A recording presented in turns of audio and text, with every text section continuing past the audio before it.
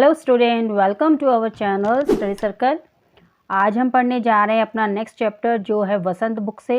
Class है 7th। Chapter का नाम है पापा खो गए। इसको लिखा है विजय तेंदुलकर जी ने और यह पाठ बच्चों एकांकी रूप में लिखा हुआ है। ठीक है, एकांकी का अर्थ है जिसमें हम संवाद या वार्तालाप बताते हैं। संवाद मतलब जैसे 2 लोग या 3 लोग आपस में बातचीत करते हैं ना, तो उसको हम संवाद बोलते हैं। और उसका यह लिखित रूप है जो इस पाठ में आपको दिखाया जाएगा, पढ़ाया जाएगा।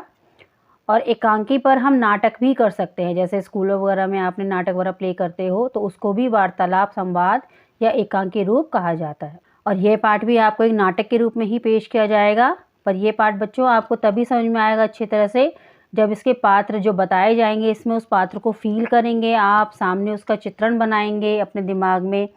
और जो दृश्य आपको बताया जाएगा जिस तरह से, उसी तरह से पिक्चर आपको अपने माइंड में इमेजिन करनी है।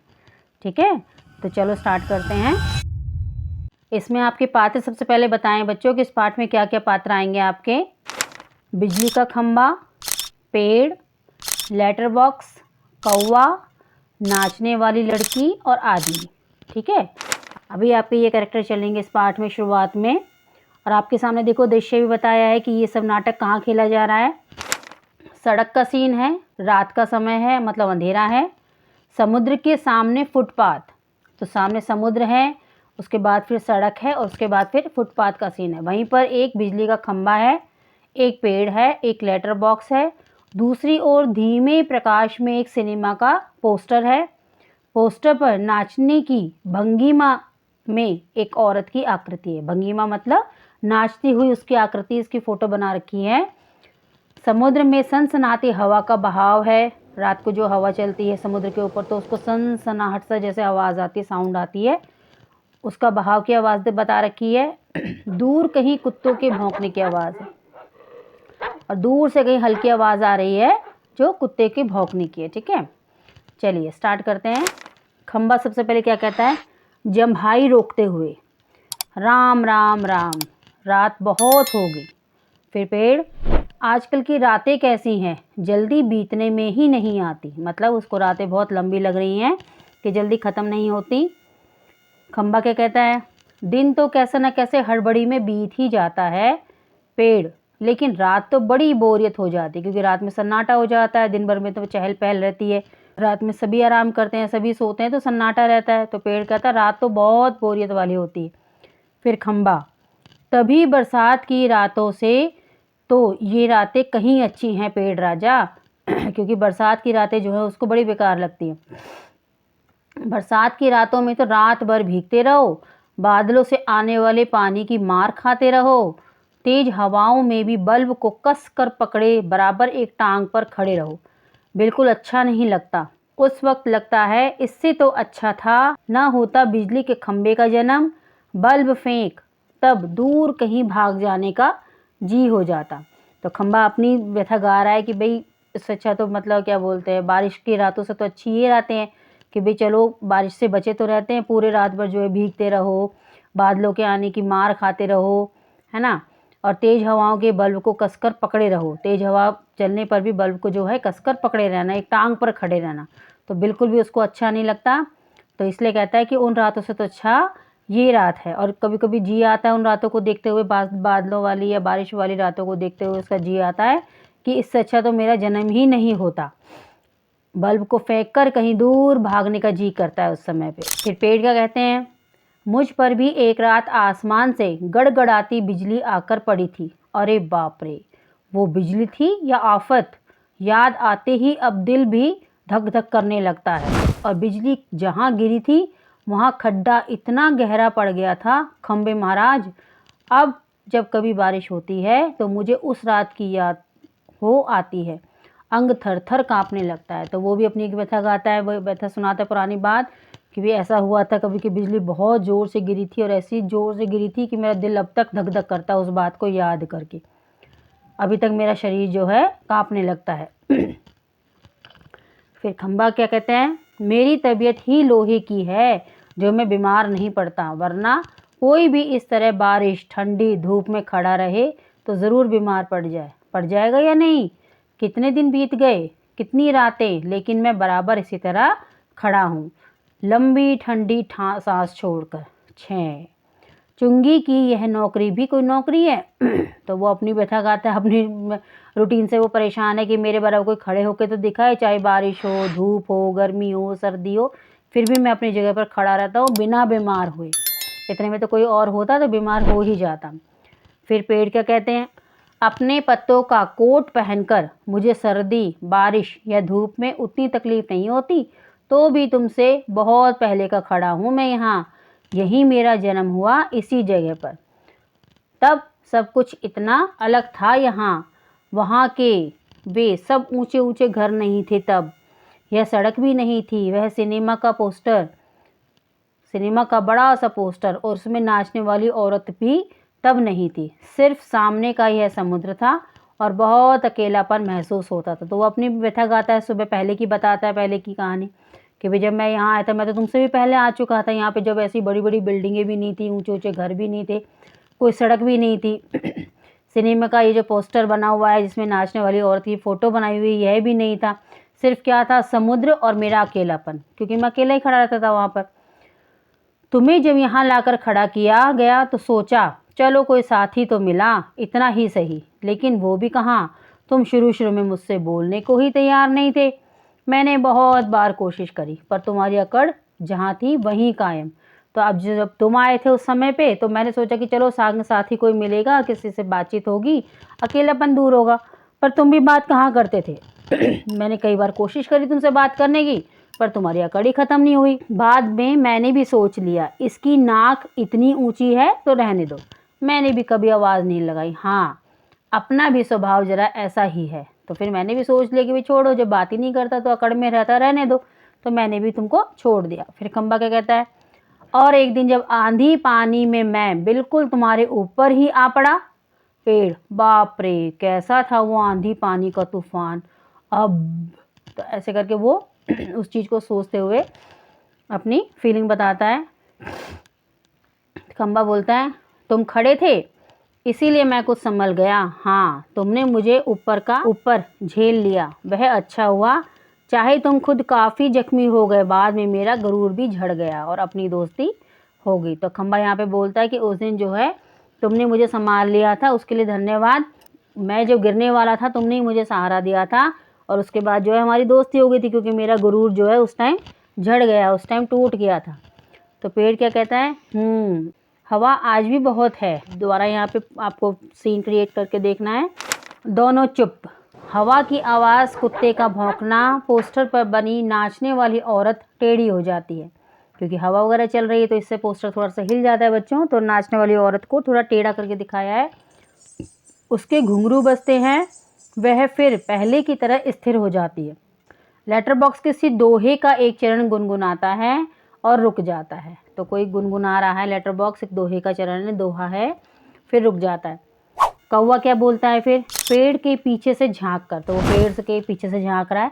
बच्चों ये सारी बातें जो आपको पाठ में पढ़ाई जा रही हैं, समझाई जा रही है, उसको आपको पहले भी बताया है स्टार्टिंग में भी, कि इसका आपको पिक्चर जो है माइंड में इमेजिनेशन पावर से क्रिएट करना है। ठीक है, कि ये सब कुछ आपके सामने हो रहा है, एक प्ले चल रहा है, नाटक चल रहा है, इसमें ये कैरेक्टर ये बोलता है, ये कैरेक्टर ये बोलता है। तो इसमें सभी निर्जीव वस्तुएं एक तरह से, बट उनको हमें इमेजिनेशन पावर से क्या करना है बच्चों, सजीव करना है। ठीक है, उसमें लिविंग पावर लानी है, जिससे कि आपको ये फील होगा कि हाँ ये सब आपस में इस तरह से बातें कर रहे हैं।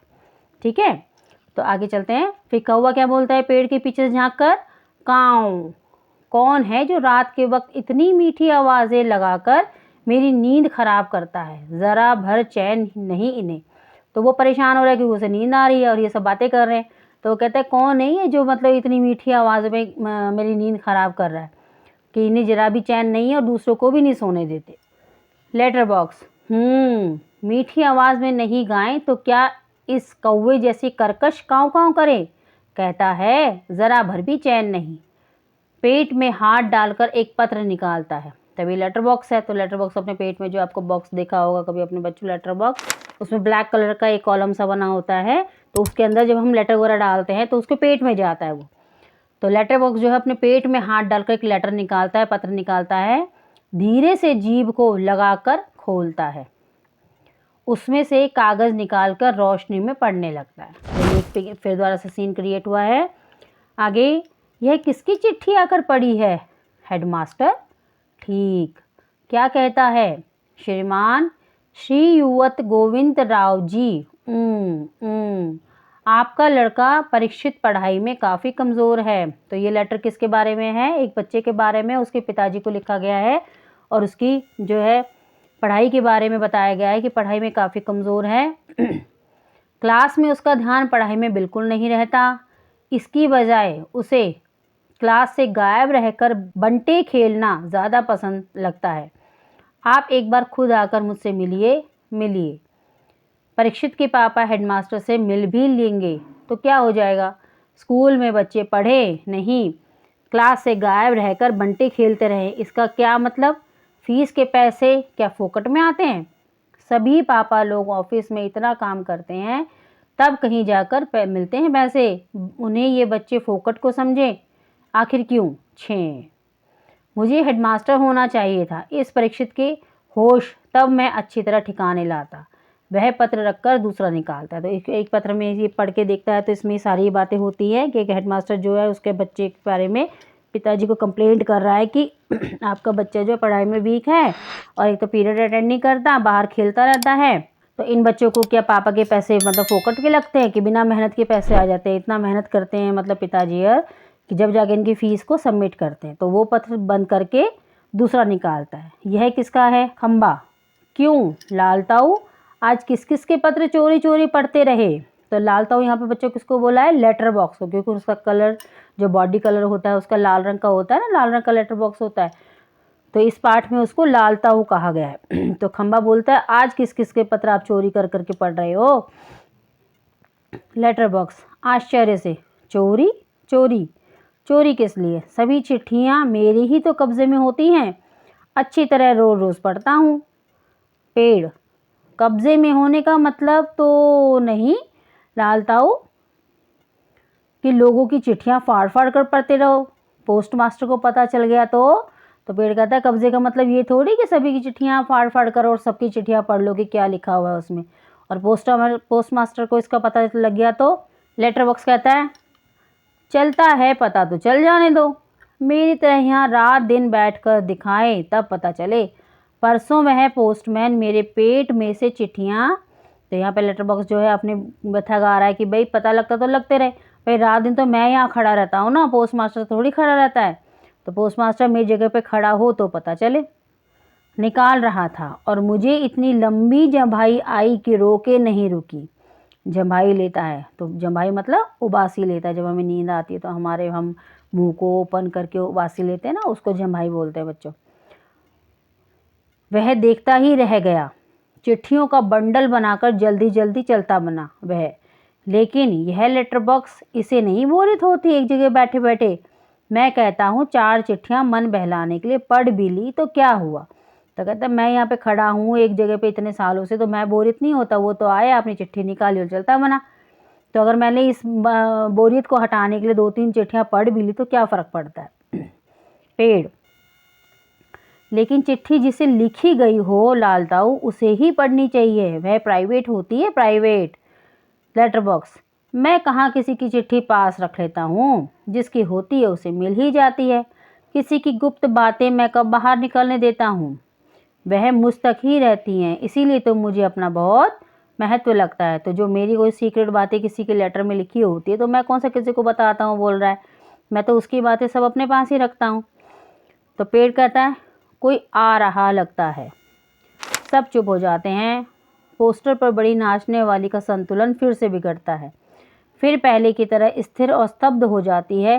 तेज हवा की भनभनाहट, भिखारी जैसा एक आदमी आता है, उसके कंधे पर सोई हुई एक लड़की है। तो वहाँ पर सब सन्नाटा हो जाता है क्योंकि किसी के आने की आहट है। वैसे भी रात का सीन है तो रात में शोरगुल तो होता नहीं है, तो कोई भी पास से गुजरेगा या आएगा तो उसकी आहट आ ही जाती है। तो इस तरह से सन्नाटा हो जाता है, सभी चुप हो जाते हैं। इतने में देखते हैं कि एक भिखारी जैसा आदमी, मतलब उसकी लुक आपको लगेगी भिखारी जैसा है, और उसने उस अपने कंधे पर एक सोई हुई लड़की को ले रखा है। आदमी क्या बोलता है, तो आदमी कहता है यहाँ पे बच्चों मैं बच्चे उठाने वाला हूँ, दूसरा कोई काम करने की मेरी इच्छा नहीं होती। अभी थोड़ी देर पहले एक घर से यह लड़की उठाई है मैंने। गहरी नींद सो रही थी, अब तक उठी नहीं है, उठेगी भी नहीं। मैंने इसे थोड़ी बेहोशी की दवा जो दी है। तो यहाँ पे कौन सा आदमी दिखाया बच्चों? जो बच्चे उठाता है। बच्चे उठाने का मतलब किडनैपिंग करना, कि बच्चे कहीं खेल रहे हैं, अनजान जगह पर हैं, तो उनको जो है अनजान लोग ही किडनैप कर लेते हैं, उठा लेते हैं। तो उस टाइप का ये आदमी है, बच्चे उठाने वाला। तो ये कहता है कि मैंने मतलब मुझे कोई और काम करने की इच्छा भी नहीं होती, मुझे और कोई काम करना अच्छा नहीं लगता, मैं बच्चे उठाना ही पसंद करता हूँ। तो एक घर से यह लड़की उठाई है मैंने, गहरी नींद में सो रही है और ये जल्दी उठेगी भी नहीं, क्योंकि मैंने इसको बेहोशी की दवा जो दे रखी है। अब मुझे लगी है भूख, दिन भर कुछ खाने का वक्त ही नहीं मिला, पेट में जैसे चूहे दौड़ रहे हैं। तो ऐसा किया जाए, इसे यहीं लेटाकर अपने ज़रा कुछ खाने की तलाश करे, देखे कुछ मिल जाए तो। इतनी रात गए यहाँ, इस वक्त अब किसी का आना मुमकिन नहीं। तो रात का सीन तो है ही, जो बच्चों जैसा आपको बताया पहले ही। तो वहाँ पर उसको लेटा देता है कि मुझे बहुत तेज़ से भूख लगी है, तो यहाँ पर मैं इसको लेटा करके अपने खाने के लिए थोड़ा सा बंदोबस्त कर लेता हूँ, अपने खाने के लिए थोड़ा सामान तलाशता हूँ। तो वहाँ पर उन्हीं के पास उसको लेटा देता है बच्ची को। पेड़ की ओट में लड़की को डाल देता है, तो पेड़ के नीचे ही उस बच्ची को सुला देता है, लेटा देता है। उस पर अपना कोट फैला देता है और इधर उधर जरा चौकस होकर देखता है। फिर एक एक कदम सावधानी से रखता हुआ निकल जाता है। तो उसको लेटाता है, अपने कोट से उसको ढक देता है और फिर चारों तरफ देख कर कि कोई उसको देख तो नहीं रहा, नोटिस तो नहीं कर रहा, तो वहाँ से चुपचाप निकल जाता है। खम्बा पेड़ से, पेड़ राजा, दाल में कुछ काला नजर आता है। पेड़, वह ज़रूर बहुत बुरा आदमी है कोई, और ये लड़की तो छोटी सी है। लेटर बॉक्स, वह उसे कहीं से उठा कर लाया है, मैंने सुना है। पेड़ कोए को जगाते हुए, शिशी शिशी, ए कोए, जागना, जाग।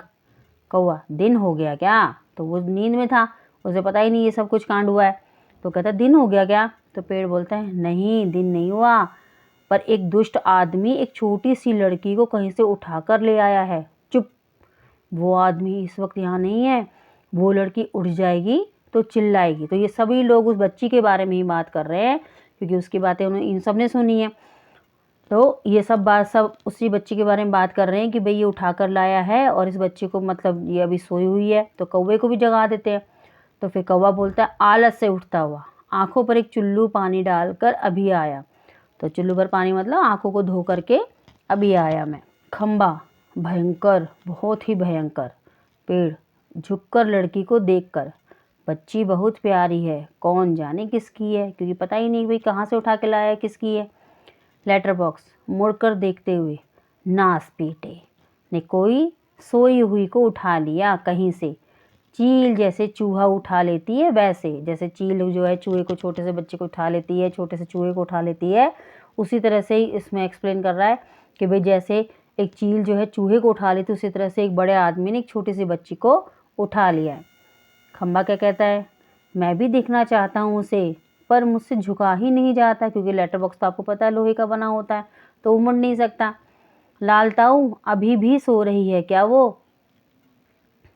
लेटर बॉक्स, हाँ हाँ हाँ खम्बे महाराज। कौवा वहाँ से आकर, जो अपने आंखों को धोने जाता है ना बच्चों, तो आकर कहता है कौन उठा लाया, किसे, बोलो अब। पेड़, इसे, इस छोटी लड़की को एक दुष्ट आदमी उठा लाया है। कौवा देखकर, अच्छा यह लड़की, और वह दुष्ट आदमी कहाँ है इसे उठा कर लाने वाला? खम्बा, वह ज़रा गया है खाने की तलाश में, भूख लगी थी उसे। तो सारी मतलब जो घटना घटी है उसके बारे में कौवे को बता रहे हैं। लेटर बॉक्स, थोड़ी ही देर में आ जाएगा नास पीटा, और यह खिलौने सी बच्ची, गला रुंध जाता है। रुंध जाता मतलब थोड़ी सी आवाज़ भर जाती, जैसे हम रोते हैं, आंसू नहीं निकलते, पर हमारा गला जो है उसकी आवाज़ थोड़ी सी बैठी बैठी सी हो जाती है। नहीं नहीं, ऐसी कल्पना भी नहीं की जा सकती, कौन जाने क्या होगा इस बच्ची का। कौवा, हाँ सच, आजकल कुछ दुष्ट लोग बच्चों को उठा ले जाते हैं, मैं तो घूमता रहता हूँ ना, ऐसा होते देखा है। तो वो तो पक्षी है, वो तो उड़ता रहता है, तो उसने देखा है कि भाई कोई अनजान व्यक्ति आता है, किसी अनजान बच्चे को उठा करके ले जाता है। तो कहता है ऐसा सब कुछ तो मैं देखता ही रहता हूँ, क्योंकि मैं घूमता रहता हूँ। पेड़, मैं बताऊं, अपन यह काम नहीं होने देंगे। लेटर बॉक्स, पर मैं कहता हूँ यह होगा कैसे।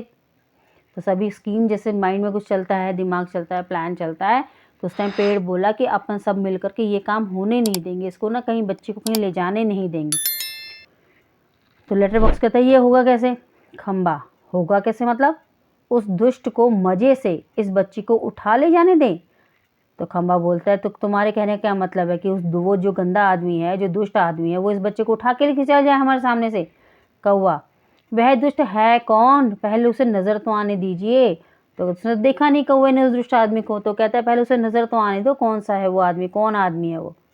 लेटर बॉक्स, मैंने देखा है नासपीटे को, अच्छी तरह करीब से देखा है, बहुत ही दुष्ट लगा मुझे तो, कैसी नज़र थी उसकी। घड़ी भर को तो मुझे लगा कहीं ये मुझे ही ना उठा ले जाए। तो वो क्या एक्सप्लेन करता है कि वो आदमी इतना गंदा लगा कि ऐसा लगा जैसे कहीं मेरे को ही ना उठा के ले जाए, वो इतना गंदा आदमी है। कौवा कहता है ताऊ आपको, खो खो कर करके हंसता है। छोटी लड़की अब तक कुछ जाग चुकी है, तो उसको थोड़ा थोड़ा होश आ रहा है बच्चे को। अधकुली आंखों से सामने देखती है। पेड़, खंबा, लेटर बॉक्स और कौवा एक दूसरे से बातें कर रहे हैं।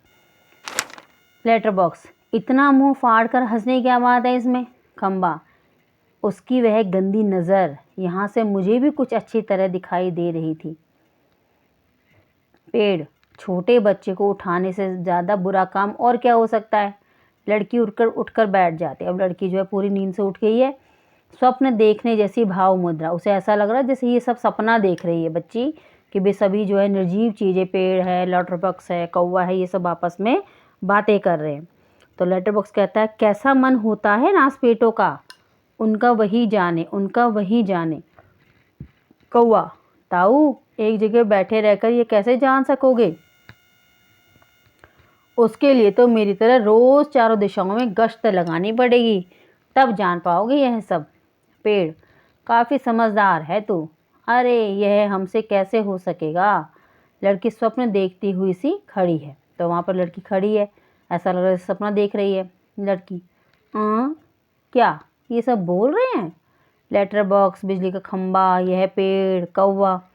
तो कौवा सबको इशारा करता है, तभी सब एकदम चुप स्तब्ध हो जाते हैं। लड़की इन सबके पास जाकर खड़ी हो जाती है, अच्छी तरह सबको देखती है, पर सभी निर्जीव लगते हैं। तो सभी आपस में बात तो कर रहे हैं, पर जब लड़की को ये फील आता है तो लड़की जो है सबके पास जाके खड़ी हो जाती है और सब शांत हो जाते हैं। फिर उस समय जो है कभी कोई कुछ नहीं बात करता। तो लड़की सोचती है लग तो ये सब निर्जीव रहे हैं, जैसे नॉन लिविंग थिंग्स होती हैं वो लग रही हैं। लड़की, ये तो ठीक लग रहे हैं, फिर मुझे जो दिखाई दिया वह सपना था या कुछ और। फिर गौर से देखती है, सभी निस्तब्ध। कौन बोल रहा था, कौन गप्पे मार रहा था, सभी चुप। कौन बातें कर रहा था, मुझे तो डर लग रहा है, मैं कहाँ हूँ। तो बच्ची जो है, क्योंकि उसको आवाज़ें सुनाई दी थी, तो उसने, उसको भी पता है कि भी रात का समय है करके, तो रात को यहाँ पे तो कोई और है नहीं जिसकी आवाज़ सुनाई देंगी। तो बात तो यही कर रहे थे, पर जब पास जाके गौर से और देखा उसने, तब भी वो चुपचाप खड़े हुए थे सारी चीज़ें। तो वो यही सोच के डर जाती है कि ये जो बातें कर रहा था, आवाज़ जिसकी सुनाई मुझे दे रही थी, कहीं वो सच में ही कुछ तो नहीं था या फिर मेरा वहम था। तो डर के मारे भाई मन से निकलती है आवाज़, जैसे कि मैं कहाँ हूँ, मैं कहाँ पहुँच गई हूँ, कहाँ पर हूँ मैं। तो उसी चीज़ को लेके बच्ची परेशान है, इन सब चीज़ों की बातों को सुनकर, दिमाग में इन बातों को सोच कर। यह सब क्या है, मेरा घर कहाँ है, मेरे पापा कहाँ हैं, मम्मी कहाँ है, कहाँ हूँ मैं। मुझे बहुत डर लग रहा है, बहुत डर लग रहा है। कैसा अंधेरा है चारों तरफ, रात है, सपना देख रही थी मैं, पर सब सच है। कोई तो बोलो ना, नहीं तो चीखूंगी, मैं चीखूंगी। क्योंकि वो उसकी आवाज़ें सुन रही थी बच्चों, सभी मतलब जो बात कर रहे थे वहाँ पे उसके आसपास के कैरेक्टर, तो उसको आवाज़ें तो आई थी, पर अब उसे ये नहीं समझ में आ रहा था कि यही लोग थे जो बातें कर रहे थे या कोई और था। तो इसी चीज़ को सोच को उससे बहुत डर लग रहा था, और अपने मतलब धीमी धीमी आवाज़ में बोली जा रही थी कि ये सब क्या है, मेरा घर कहाँ है, मेरे पापा कहाँ है, मम्मी कहाँ है, और कहाँ हूँ मैं। क्योंकि वो एक अनजान जगह पे पहुँची हुई थी और चारों तरफ सन्नाटा था, रात का अंधेरा था। तो इस चीज़ को देखकर वो और भी ज़्यादा घबरा गई। तो बोल रही है कि भी कोई अगर बात कर रहा है तो बोलो ना, नहीं तो मैं चीखूंगी। सभी चुप, स्तब्ध। अब सभी शांत खड़े हैं, सभी चुपचाप खड़े हैं। लड़की घबराकर एक कोने में अंग सिकोड़कर बैठ जाते हैं। अंग सिकोड़कर मतलब बच्चों जो ऐसे हम नीचे बैठते हैं पैरों को मोड़ करके और पैरों को हाथ से दबा करके और घेरा बना करके बैठते हैं ना, सर नीचे डाल करके अंदर, तो ऐसे वो अपना सिर घुटनों में डालकर बैठ जाती है। उसके उसे डर लगता है, चारों तरफ सन्नाटा भी, अंधेरा भी है।